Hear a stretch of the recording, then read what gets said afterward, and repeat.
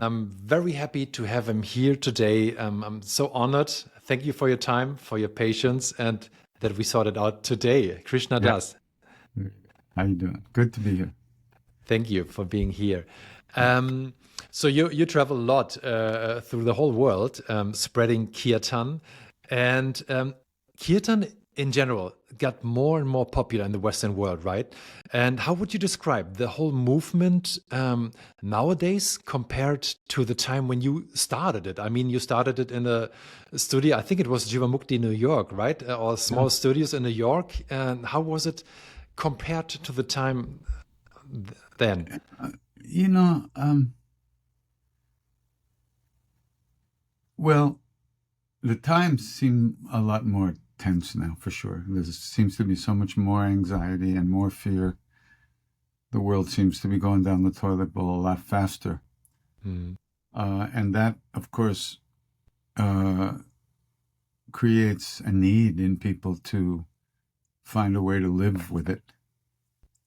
And, with all the stuff that's going on internally and externally. So in that sense, I since the pandemic, I felt a tremendous increase in the hunger in people to really find some so-called spiritual practice to anchor them. And of course, chanting is very easy. It's very simple. It's very easy. People like to sing. People like to get together. But it's sneaky because it's a spiritual practice, and that whole side of it, the joy of getting together, the joy of singing, the joy of gathering for a specific purpose, and the music. I always say the music is like the syrup, the sweet syrup that the medicine of the name is hidden in. Because, and so that medicine is what cures the disease, the sickness. It's not the syrup. Mm. So people really are looking for medicine these days. They're really looking for a way to, to get through the day without breaking down completely. So, Yeah. and like I said, chanting it's open to everybody. You don't have to be initiated. You don't have to be, join anything. You don't have to sell your children to the, to pay the bills, to pay the ticket. So it's very accessible, and I think that's a great thing about it. Mm. As weird as it is, I mean, for Westerners to be chanting all these Indian names, and Indian mantras, but still it talks to the universality of the need to find something real in life. Mm. Yeah. Yeah, it's so interesting to see also when you chant in the beginning of a yoga class and people are new to the class. And first, the look in their eyes like, oh, what's going on here? But then Yeah. if they stay, if they just be patient for 3-4 minutes, then they also start slowly Yeah. trying to sing with, and then they totally love it. Yeah. It's a beautiful thing. Yeah. I mean, I think the beauty of it is that there's no manipulation. There's no, it's a very simple, free, open offering, and people are invited in. Don't come if you don't want. It's fine. You can leave.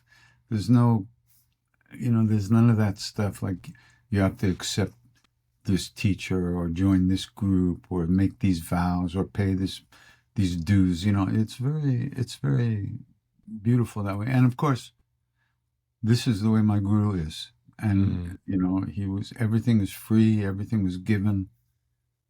Everything was full of love. There was never any manipulation or any need to change ourselves in order to be close to him. He loves us as we are. And that's the beauty. And that's the spirit in which I offer the practice. Yeah. I don't even put a picture of him up there because some people feel, oh, I don't want to sing to his guru. I have my own guru. My guru doesn't need his picture up there. He doesn't need anything. So I don't want to I want it to be open for everybody. Who wants it? Yeah. Yeah. That's beautiful.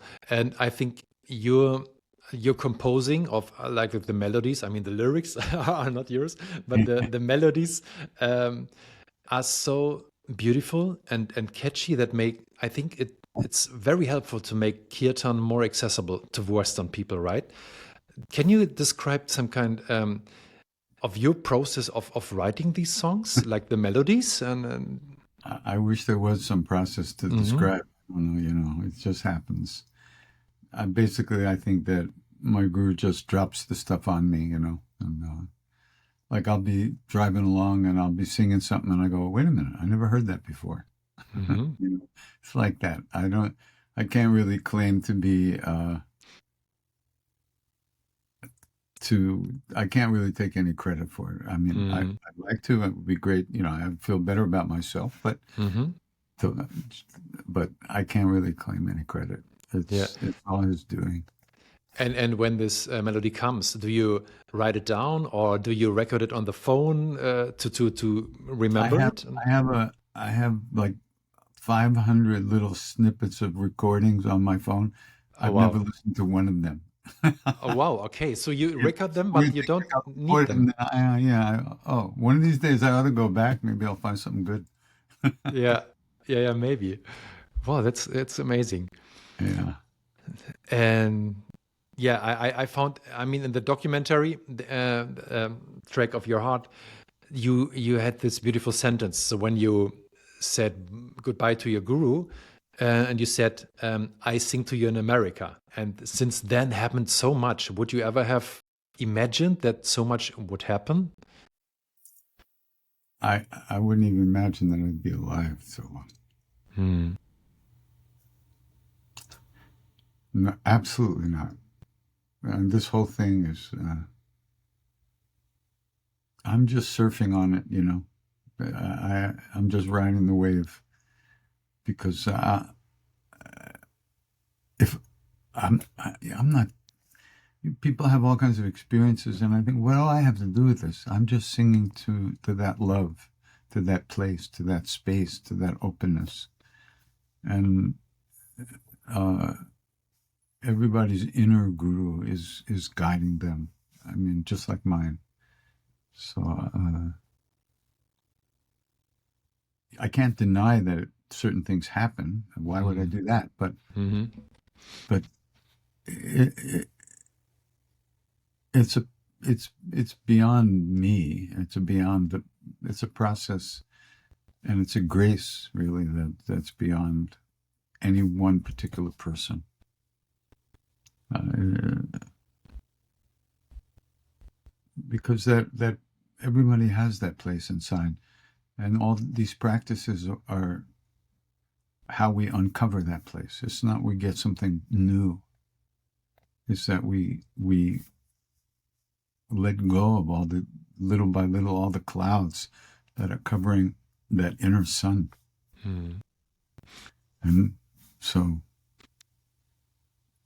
everybody, for each person, the path is different. So Yeah. And was there some kind of a special moment, or was it like a step by step thing when you noticed, okay, this would be my thing. That would be my path. Chanting will be my path. well, yes, in some sense, yes. When I first got to India, you know, I had met this meditation teacher before going to India, and he said to me, "You have to find out why you can't give yourself 100% to whatever you're doing." Hmm. Whoa! How did he know? I mean, I didn't. Whoa! And so and I realized that really and I knew that was my problem. I just couldn't, no matter what it was. I was always, judging, questioning, evaluating, holding back, afraid, all kinds of things. So I had that awareness that that was going on. And then I first got to India and I was up in the hills, uh, And I was walking around this ancient lake in this beautiful village, beautiful town. And I was walking by this, turns out it was this very ancient temple to the goddess.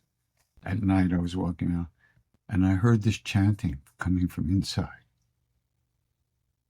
And I literally was paralyzed. I couldn't move. I stopped. And I was wonderstruck by the beauty, by the intensity, by the devotion, by the power of what I was hearing. And then some guy was going in the temple, and he looked at me and he laughed and he grabbed my arm and dragged me in. And that night is when I said, I can do this. I can do this. And from that moment on, wherever there was chanting, I went there and just sat and tried to absorb it, try to feel it. And remember, I wasn't collecting material to come back for a career as a chanter, because I was, in my mind, I was never going back to America. I had given everything away. I never wanted to go back, even right from the beginning. So this was just a question of survival. This is what I needed to do for me. And I was really lucky and very graced that my guru kept me there for 2.5 years. And that was enough time for me to get established enough in the, how to say it, to get established in the faith that I'm on this path, but believe me, it wasn't easy. I mean, I had many years of terrible suffering after he died, which was right after he sent me home. But still, deep inside of me, I knew that there was something there. And that carried me through a lot, until finally, I got to a place where I was like this in the water and I could breathe, But, if I didn't sing, Oh, yeah. Oh, yes. So, yeah. Yeah, that connection was made for me. And even though it got buried for many years, it was still there, and it resurfaced, and now obviously it's manifesting very sweetly, very beautifully. Yeah, that's beautiful. And I mean, you just said you left America, went to India, and which is also a big step. And In those days, hey, yeah, you know, especially in those days, right? it was another world. It Yeah. was far. Now India, you're in India, you can be high in the Himalayas, pick up a cell phone and order a pizza from America. For Christ's sake. In those days, there were no phones. There was no transportation. Was very basic. I mean, it was far away. It was far away, which was good. I wanted to get as far away from my own history as I possibly could. Yeah. Of course, Yeah, but yeah. that wasn't really possible in the long run, but that's okay.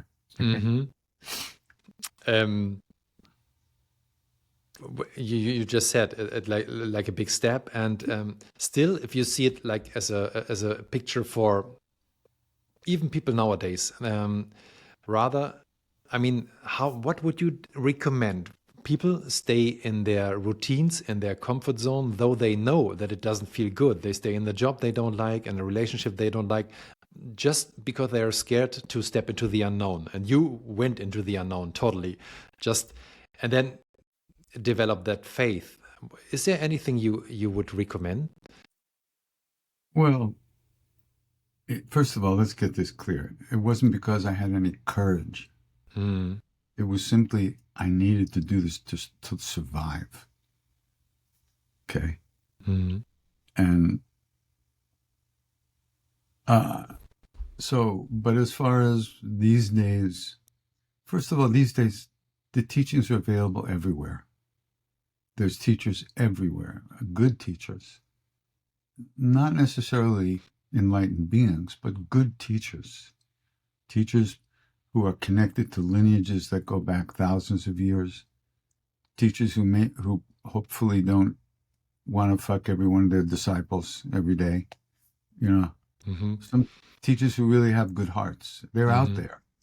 Yeah. And so you don't have to go anywhere to get the teaching. You don't have to leave your culture. You don't have to go to India. You don't have to go anywhere. But what we do need to find out is we have to find out a way to really be able to listen to our hearts, to really listen, because it's easy to run away from things. It's easy to push things away, to try. But that's really, in the long run, it's not possible. Because what you don't deal with will deal with you.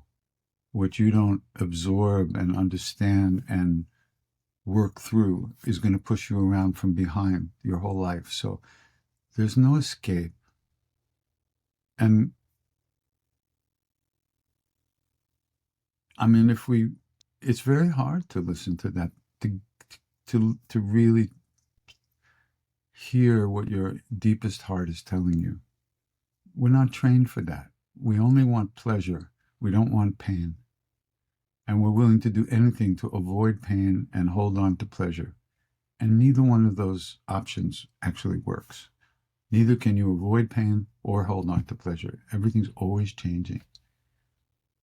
And what we wind up doing is just substituting one situation for another, and then it turns into the same thing. It's like every woman I ever fell in love with turned into my mother. How did that happen? Yeah. You know, it's you can't get away from that stuff. So the most important thing is well, one very important thing is to recognize that everything in our lives is there. It's really there, and it's there because of our own karmic situation. It's not a mistake, and we have to find a way to coexist with it in a healthy way. Whether it's our relationships, romantic relationships, friend relationships, business, whatever, we have to find a way. We can't push stuff away. You can't pretend that something's not there. You have to really try to deal with things in the best way. It's not easy. We don't have the tools. See, that's the problem. We don't have the tools. Which is why, once again, chanting is such a great thing, because it's so easy, so simple, and so subtle. And these practices give us a kind of inner strength over time that allow us to really process our karmas in a different way, to live in our lives in a different way, in a good way, in a healthy way that's good for not just for us, but for everybody we're involved with. So we need to get the strength to deal with this stuff. We don't have it mostly. And that's what practice is about. It gives us that inner strength. And it connects us with a deeper knowing in our own being. And the more we become aware of that, the easier it is to face the difficult situations that arise in our lives.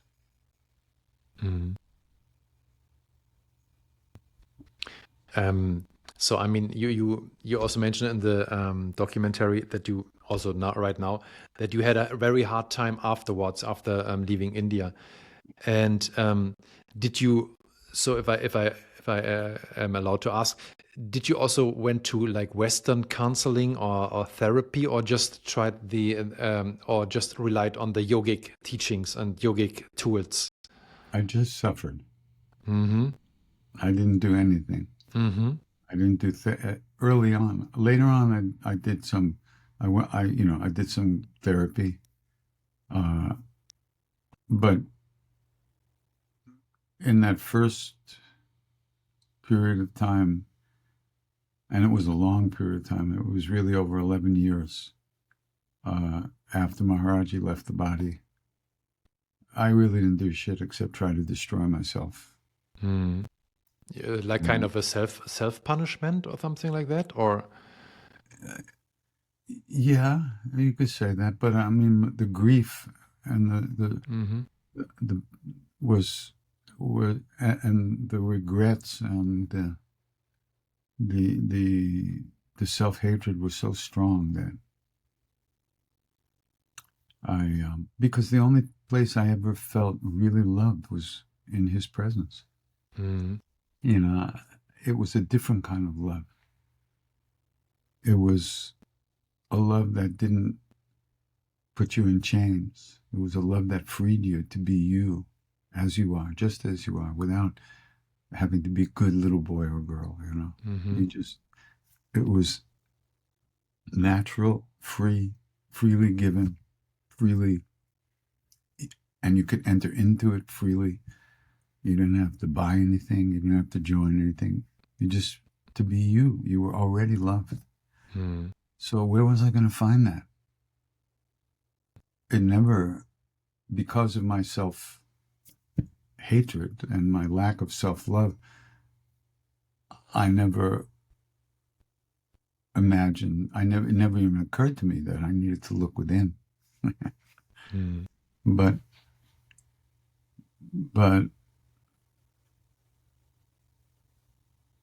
after a certain amount of time, you know, I had some experiences that really helped me to kind of turn it around a little bit.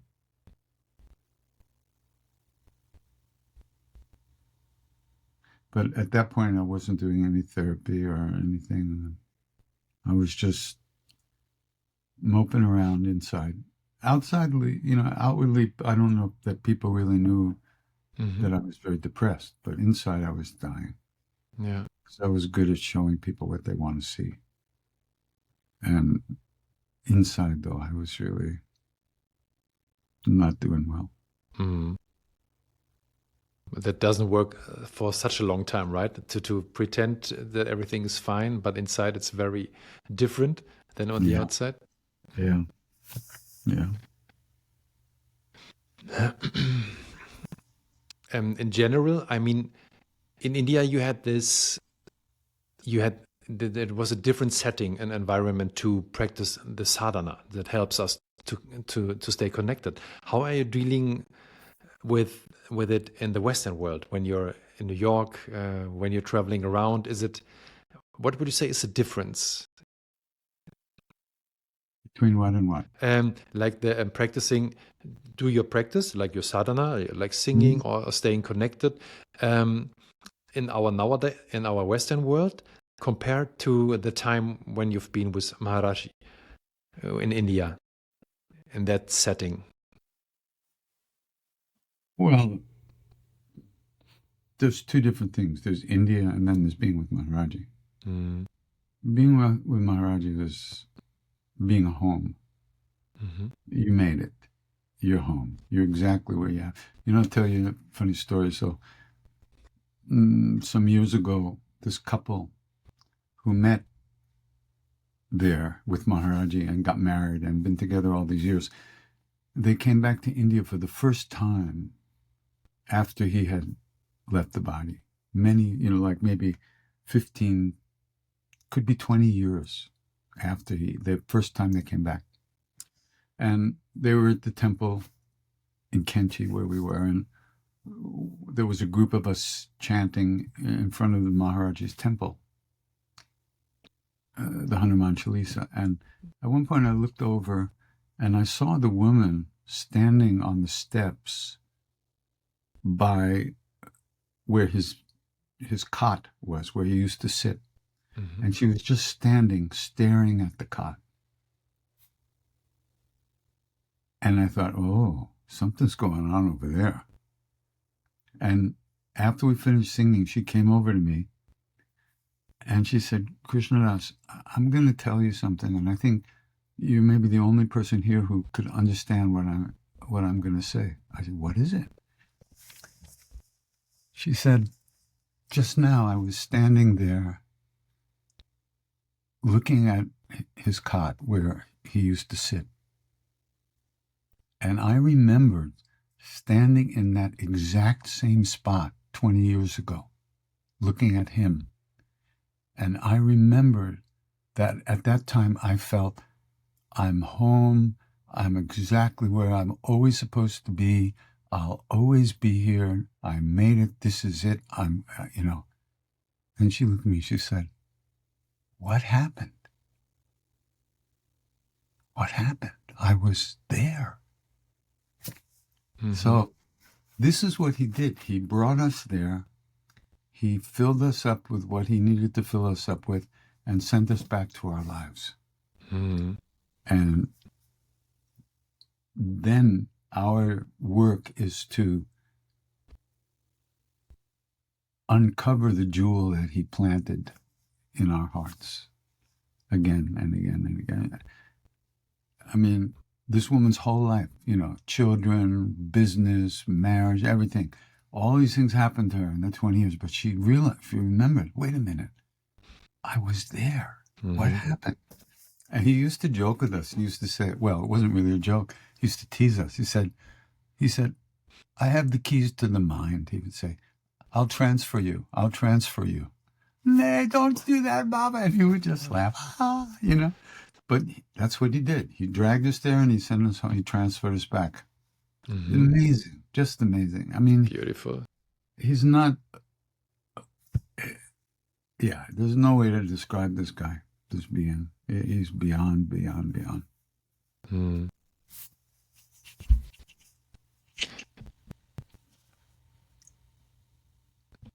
My whole life is nothing more than trying to be in his presence. Mm. There's a Rumi poem that sounds just the same thing.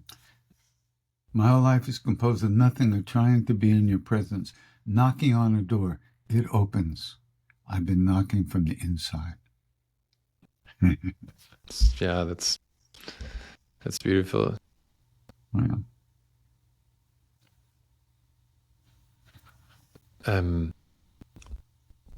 So, I mean, yeah, you said, just a moment, I have it here. Yes. So you said also in the documentary that life was over, what you also explained right now, when he left his body and you thought you never are going to be happy again.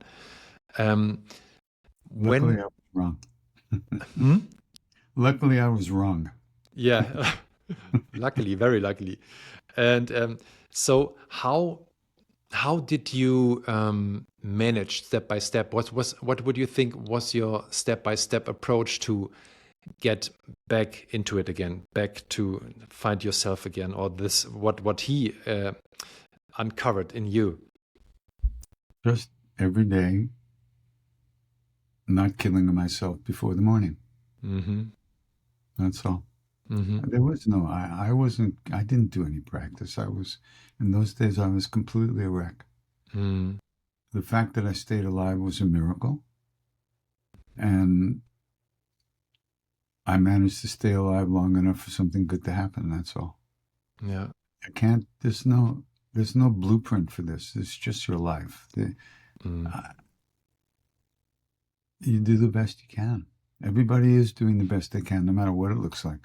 We're all doing the best we can. It may not be very good, but we're doing the best we can. And in my case, I had a lot of blessings. And it's only from that grace and those blessings that I was able to survive. Mm. I can't I don't know what to say. If I was on my own, I would have never made it.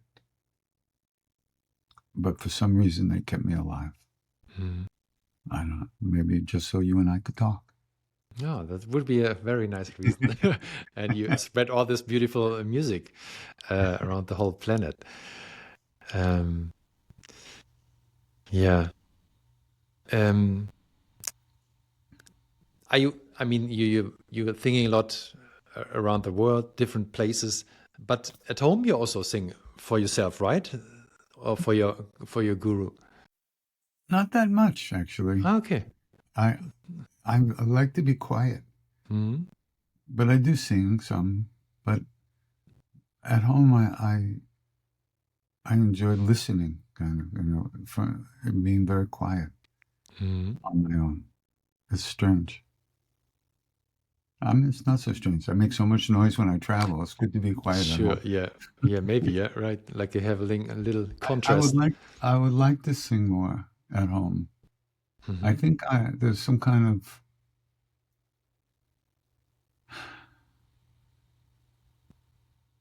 the epiphany that I had in a deep depression was that if I don't sing with people and was with people, I will never be able to clean out the dark shadows, the corners of my own heart. It was very much with people. And so for me, this is when it works the best, when I'm singing with people. Yeah. I it's just the way it works. I can't really do it for myself, kind of a crazy way. And another crazy way, it gets back to me in a circular kind of way. Hmm. But it has to be with people, Yeah. Yeah. which is interesting. I mean, it's like Yeah, it's a all the beautiful exchange of energy, right? Like you give energy out and then the energy comes back and it's like a circulation and it's yeah, getting stronger and stronger. It's really beautiful. yeah, yeah. Um, what I was interested in, I mean, you once a record, I think the first two CDs or second or and third, you recorded with Rick Rubin. So, So actually, it was actually the fourth and fifth. oh, the fourth and fifth. Oh, sorry, my fault. Yeah. Um, so how was it? I mean, actually, it's all about what I'm interested in because actually chanting and singing is not about perfection, but I think when you record an album, everything needs to be perfect in some way, right? To record all instruments perfectly, to have everybody have the same rhythm. How was that? Well, I don't think about perfect or perfection. Mm, When you make a CD or recording, you want to do the best you can so that the transmission is there, and so that every time someone listens to it, they're not distracted by stupid stuff. So mm, yeah, you do try to do the best you can, but believe me, perfection is not even close. Uh, Rick was wonderful. Rick is wonderful. He he volunteered to do it. I would never ask him. He came to a kirtan and I went and said hello because obviously I knew who he was, and we went out to dinner and we talked about music all night. Next day, uh, he called me up and he said, "Yeah, so I think we ought to do a live CD." I said, "What do you mean we?" He said, "Oh, I want to produce."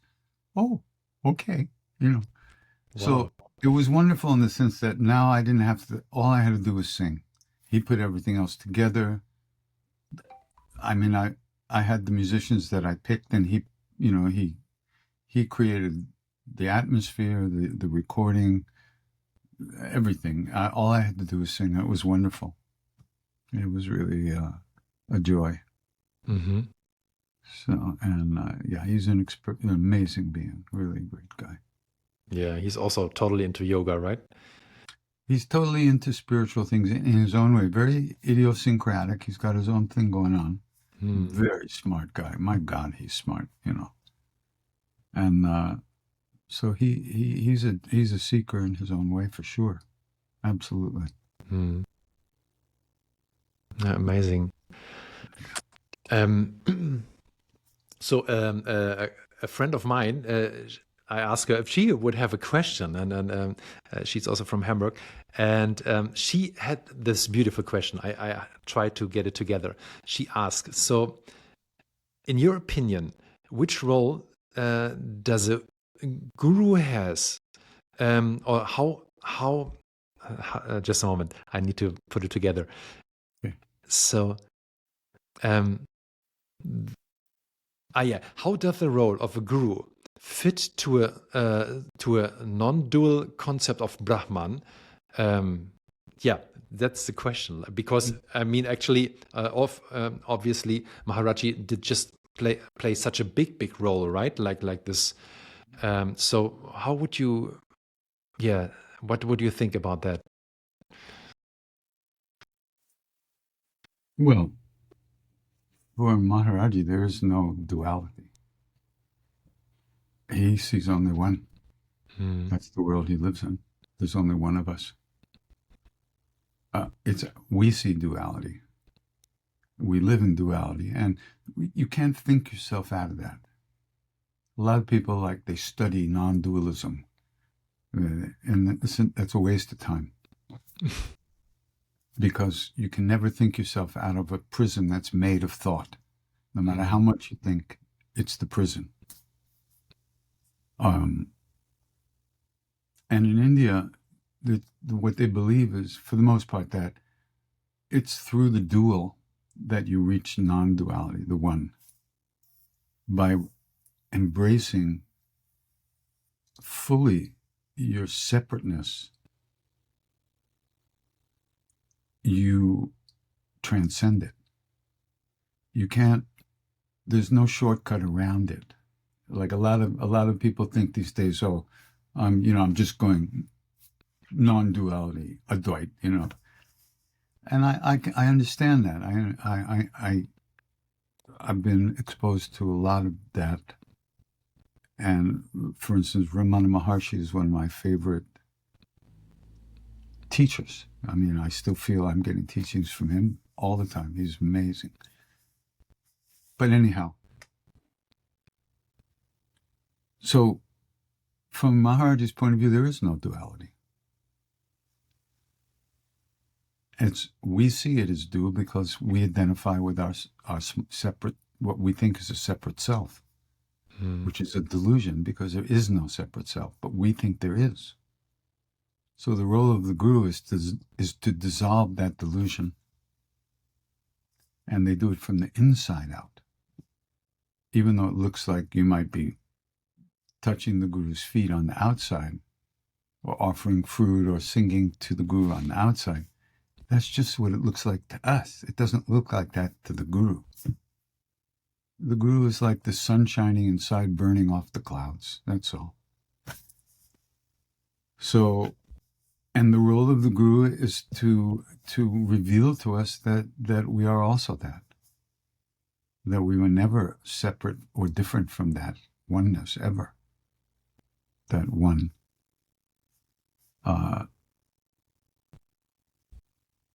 Not everyone who calls himself a guru or is thought of as a guru has that depth of realization. That's rare. But there are still many great beings out there to help us. And we need help. We've fallen asleep and we forgot to set the alarm. So this kind of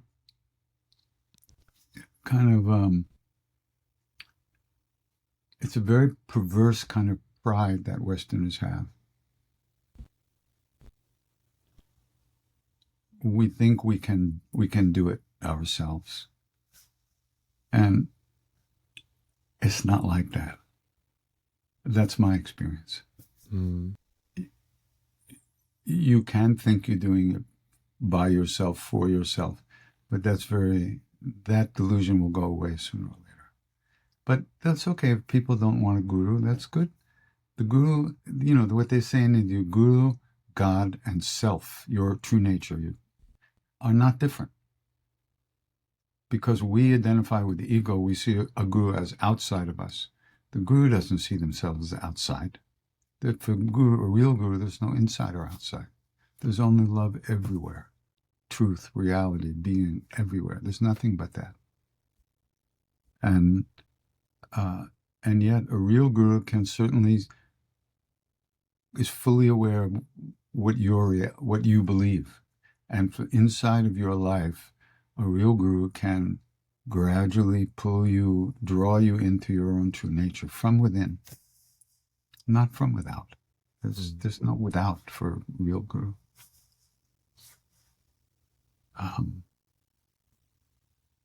But these Westerners we can't blame us. How do we grow up?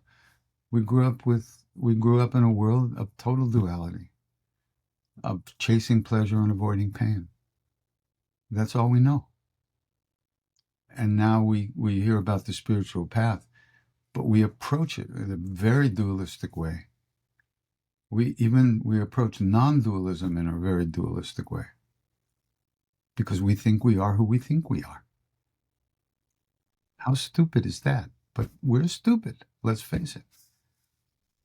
So a real guru is someone who removes the stupidity little by little. And if it happens too fast, they put you away. So it's gently, through love, through suffering also, through living through our karmic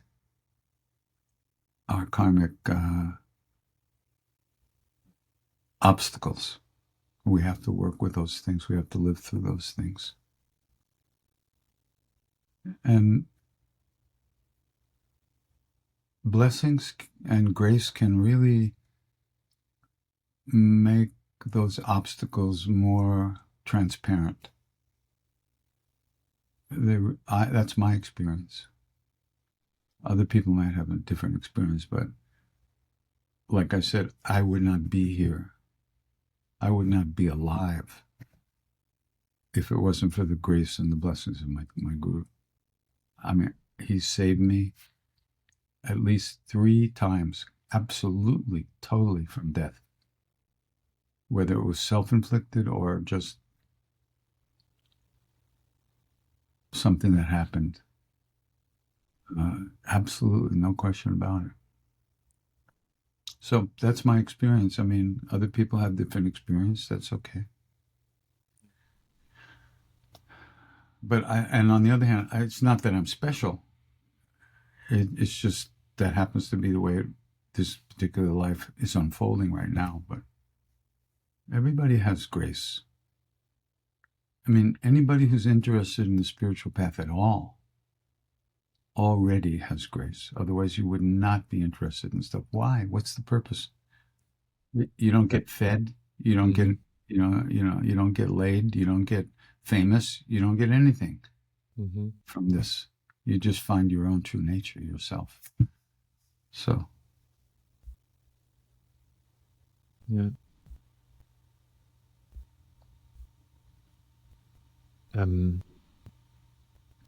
Yeah, and there was one interview where you have been asked how many lives you've shaken up through music, and you said, like, very humbly, which was beautiful, you don't know, and that it's not your job to know. You just sing to him, and that's it.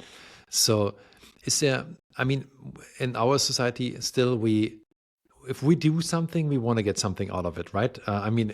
In the end, we all need to earn money or something like that, or need to get some approval for stuff we do, love, whatever we look. Is there something, how could we, in our society, in the Western society, move more into that direction, like it's said in the Gita also, like you're supposed to do your work, but not to cling to the fruits of the work. For people who have a normal let's say, 9 to 5 job. So how can they go more into that state of, or into that mindset?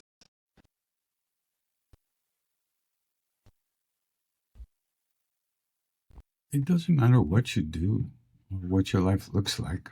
Mm. That doesn't dictate where your head can be at. You know, a person can be working 9 to 5 and could be totally immersed in mantra the whole day. I mean, it's only our own stuff that gets us caught. You know, our own ambition, our own greed, our own selfishness, our own fears, our own anger, that's the stuff that gets us caught. So the more we become aware of those things as we go through our lives, the easier, that's how it becomes possible to let go of them, that stuff. What you do is very irrelevant to where your heart can be at. You know, your heart can always be in the right place. Ultimately, of course, that's the goal, is to be totally in it all the time, no matter what you're doing. But the reality is that we need to do some practice. We need to find a way to slow down and break the habits of thought and behavior that keep us locked into the outside world all the time. So we have to find the way. You can work 9 to 5. That's only how many hours? 8 hours? 8 hours, yeah. 16 hours a day. There's plenty of time to do some practice. But we fill it up with all kinds of other things. We come home from work and get drunk, or binge watch television for 10 hours and then go to sleep and drink some coffee and go back to work. We waste so much time, and I do too. I mean, so it's a question of what you have to be hungry for it. If you're not, then you're not. No big deal. But if you're hungry for it, you'll find a way to make the time to do what you need to do.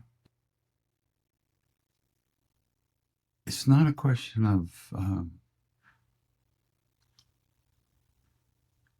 for instance, for 25 years, I'm still very close with this one Indian family. I'm actually the oldest son in the family, the oldest brother. And the father was my greatest friend and teacher. He was 40 years with Maharaji, great yogi, schoolmaster, head of a school, worked his whole life, full time, a teacher, an organizer, head of school. He wakes up at 3 a.m, goes in peace, comes back to bed, crosses the leg, boom. He's in samadhi for 3 or 4 hours every day. Then the household wakes up, he gets out of samadhi, goes to work. So, you know, not everybody can do that. And so my point was this. So I used to sleep in the bed with him, and Ma, his wife, would sleep with the kids. He would get up at 3:30, go to the bathroom, come back, boom. I would wake up, see him wake up, I'd turn over and go back to sleep. Not once in 25 years did he ever say to me, maybe you should meditate. Or, would you like to learn how to meditate? Never. And neither did I ask. I beat myself up now. How could I be so stupid? But I was. So dull. I just wasn't hungry for it. Yeah. And nor did he impose it, because he knew unless you're hungry for it, what's the sense? True. Right? So that's real love, though, you see. He let me be me. He wasn't worried about my future. No judgment, nothing, right? No judgment, no worry. He let me be me, and it was fine with him. And at the time, it was fine with me. Now I wonder, like, what was wrong with me? But of course, I wasn't ripe yet for that. And so I didn't ask. And then somebody else might have asked the very first night. Mm-hmm. Not me. So what to do? I got to live with that. Yeah. But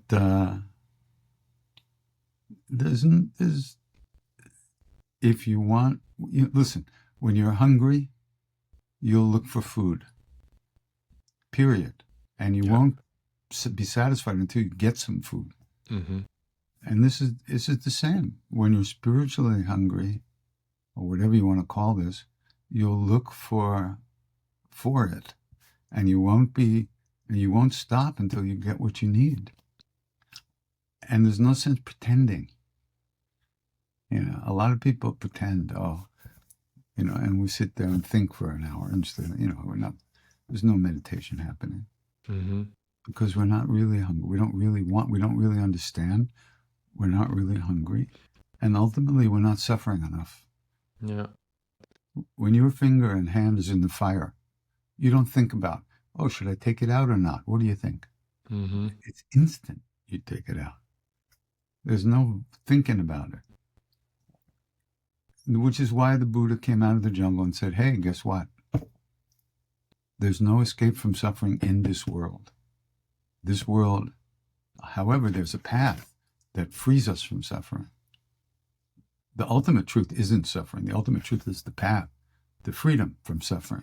Mm-hmm. But the first thing he said was, there is suffering, and we have to recognize that.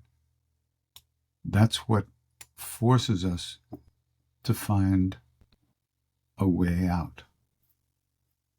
Nothing else works. Which is why there's so many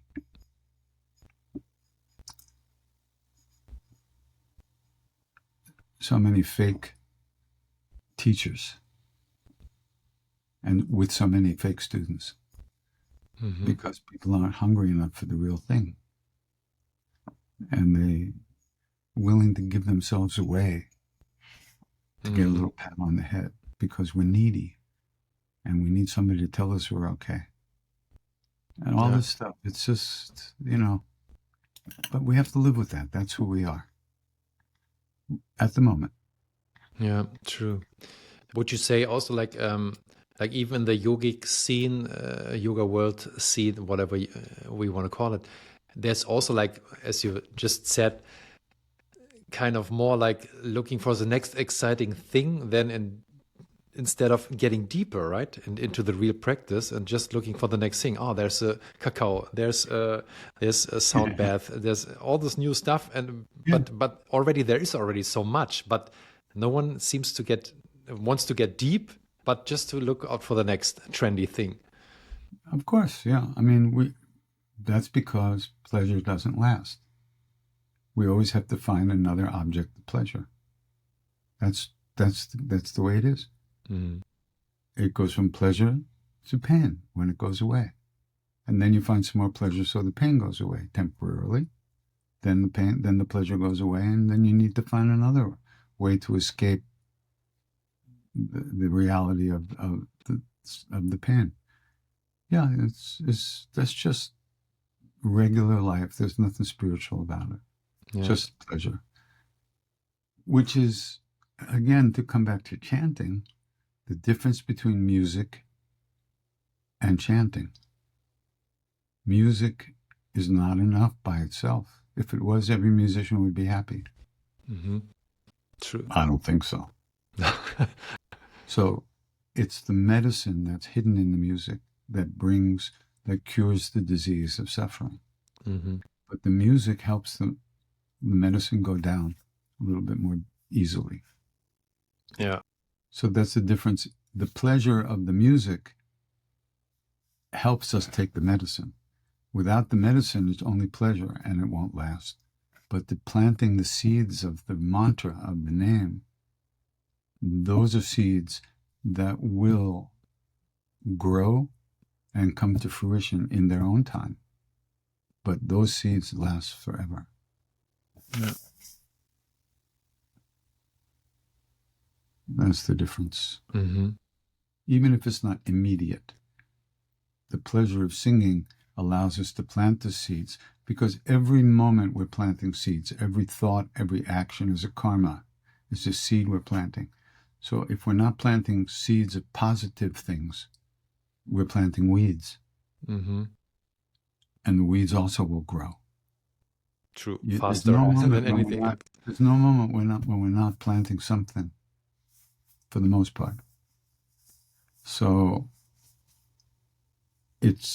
we have to find a way to plant seeds of the things we want in our lives, and not just keep planting the things that bring us more pain. But it's not so easy. Mm. Most of us confuse pleasure with love, and it's understandable because we don't know real love. We haven't tasted it, so pleasure feels pretty good. Problem First. is, First. The problem is it doesn't last. Mm. And so we get caught in that cycle of more and more and more until it hurts enough. And then hopefully we have the karmas to look for something real and the grace and the blessings. Yeah. Yeah, last year I read a book. It was called The Dopamine Nation. So that we're always on the hunt for the next dopamine kick, in terms of pleasure. So it's I mean, I compare it to this Rajasic state, dopamine power. But if it's going back into balance, which would be more this sattvic state, which we get when we chant long time, right? A whole evening of chanting is a different. Yeah, it's more sattvic than rajasic state, and so that's what we want to have in the end. Yeah. But like I say, it is very subtle. I mean, because even if we approach the chanting from a dopamine point of view, we're still planting seeds that are beyond dopamine. We may not even realize that's what we're doing, but we are planting those seeds, and those seeds will grow and change us from within, even if we're not aware. And we really can't be truly aware of what's going on inside. We're not. We're too busy out there. Yeah. So.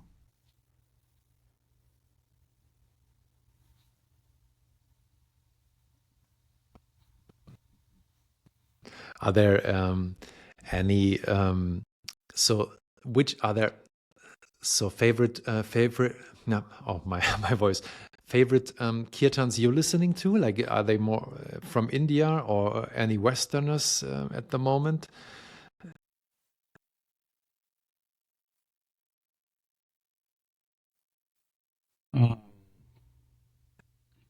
There's a couple of Indian things I like a lot, but mostly I actually listen to Tibetan chanting. There's an incredible Lama who lives in Paris named Lama Gyurme. His first CD is called The Lama's Chant. How do you describe it? Gyurme? Gyurme, Gyurme. Ah, yeah, okay. Gyurme. Gyurme. The Lama's Chant. Also Ani Choying Droma. ANI. Capital CHOYING. Choying Droma. DROLMA. Oh, yeah. She's a Tibetan nun, and her voice is like a voice of heaven. Unbelievable. Oh, wow. And the Lama Gyurme is unbelievable. There's others too, but those are my favorites. Ones I listen to a lot. I don't listen to a lot, actually. I used to listen to more, but I don't. These days, I just naturally just get told to be quiet. Yeah. I just so. Okay. Yeah. When will you tour around again next year? Well, is there already like a date? Well, I won't be in Europe this summer for the first time in four years. I've been coming every year, But this year I'm going to in the summer, I'll be going to South America. Mm-hmm. So I won't have time to come to Europe until next round. But I'm always touring. I'll be going here and there in the States. And then like in June and July, going down to South America. And this winter, I am slowing down a little bit. I got pretty tired, so Mm-hmm. I'm going to recharge a bit. But I'm still, every few weeks, I'll be going out for a weekend or a week here and there. Yeah, I mean, I'm happiest when I'm doing that because I really feel that's just what I do. That's who I am. Mm. How that happened, don't ask me, but there it is. So, but I love touring in Europe, and last time I was there for quite a long time last year. We went to quite a few places, and the year before too. Long tours. It was wonderful, especially in Germany. We went everywhere. Mm-hmm. Hamburg, Berlin, right? Munich. Last time I didn't go to Hamburg, but a few years ago I was in Hamburg, Mm-hmm. Berlin, Frankfurt, Stuttgart, Munich, and then the year before we went to 2 festivals, as well as all those places. So, Mm-hmm. but I'm getting old. I'm slowing down a little bit. Now I can only tour maybe 360 days a year instead of 365. Still enough to make people happy. That makes me happy, that's for sure. And you, for sure, yes. Well, very so grateful for I'm glad we found having the happy. pleasure to talk to you and sucking on your brain, on your wisdom. Thank you so much. You're welcome. And Thank you. hopefully see you soon. If not Yeah, next year, time maybe I the come. And next I time. have a very dear friend who lives in Berlin. Mhm. His name is Sachinandan Swami. Yeah, I know him. Yeah, in Yeah, Neuruppin. he's a god on the earth. He's one of He's the most beautiful beings in the world. So he's very beautiful. With he's Banu really. Nandini, his assistant. I just She's got 7 texts from her while we were talking. sweet. Say Yeah, hello to I her. think they're in Brisbane right now. Yeah, Sweet. I Yeah, think we they're. also we spent one weekend with Satchidananda Swami, just 12 people in Neuruppin and with Raghunath.